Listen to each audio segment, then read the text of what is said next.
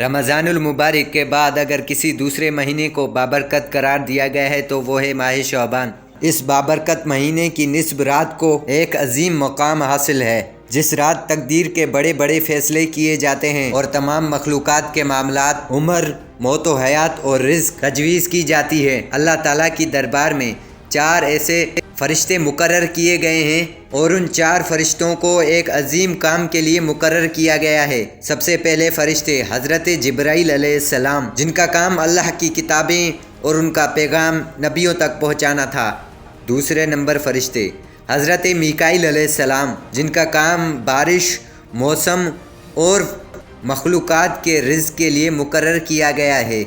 اور حضرت اسرافیل علیہ السلام، جو قیامت کے دن سور پھونکیں گے۔ اور ان سب فرشتوں کے بعد ملک الموت یعنی کہ عزرائیل علیہ السلام، جو مخلوقات کی جان نکالنے کے لیے مقرر ہیں۔ لہٰذا حدیث میں سرکار دو عالم حضور کریم صلی اللہ علیہ وآلہ وسلم نے ارشاد فرمایا ہے، آئندہ سال میں جتنے بھی پیدا ہونے والے ہوتے ہیں وہ اس شب میں لکھ دیے جاتے ہیں، اور جتنے لوگ آئندہ سال مرنے والے ہوتے ہیں وہ بھی اس شب کو لکھ دیے جاتے ہیں۔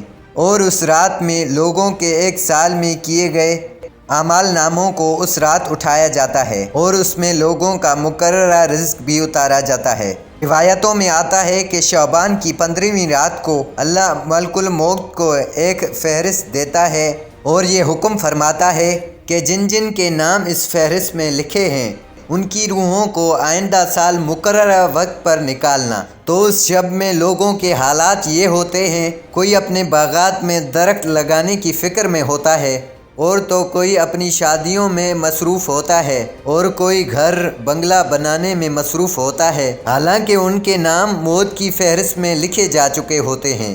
ایک شعبان سے دوسری شعبان تک لوگوں کی زندگی منقطع کرنے کا وقت اس رات میں لکھا جاتا ہے، یہاں تک کہ انسان شادی کرتا ہے اور اس کے بچے بھی ہوتے ہیں، حالانکہ اس کا نام مردوں کی فہرست میں شامل ہوتا ہے۔ تو دوستو، یہ تو تھی ہماری آج کی ویڈیو۔ پسند آئے تو لائک کیجیے۔